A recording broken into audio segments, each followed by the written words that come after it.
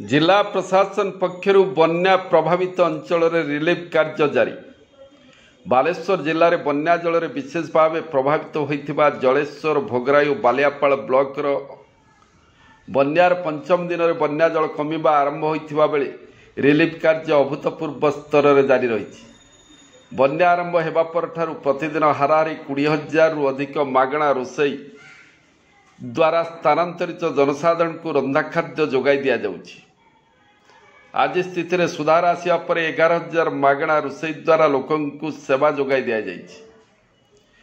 घर को फेरिबा आरंभ करथिबा बासिंदा को उभय रंधा खाद्य और सुखिला खाद्य पैकेट पर्याप्त परिमाण में प्रदान करा जाउछि।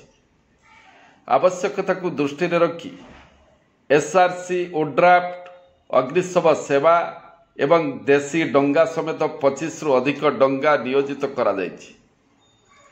बालेश्वर जिला प्रशासन पक्षर उद्धार कार्य समय जेपरी कौनसी जीवन हानि न हुए से बहुमुखी आभिमुख्य ग्रहण करा जाइछि। रिलीफ कार्य संपृक्त ब्लॉक बीडीओ तहसीलदार एवं वरिष्ठ अधिकारी समेत प्रमुख कर्मचारी को नियोजित करा जाइछि।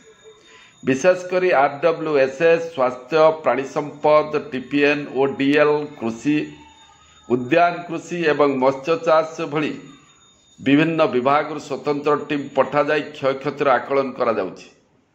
जनस्वास्थ्य विभाग पक्षर मोबाइल मेडिकल यूनिट नियोजित करा जाई ऑनसाइट स्वास्थ्य सेवा जोगाई देवा सह अत्यावश्यक औषध बंटन करा जाउछि।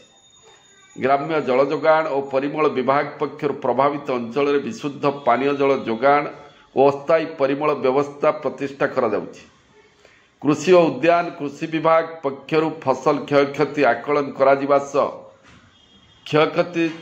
क्षतिग्रस्त चाषी थैथान योजना प्रस्तुत करा जाउछि। मत्स्य विभाग पक्षर मत्स्य चाषी जलकृषि भित्तिभूमिर क्षयक्षति आकलन करा जाउछि।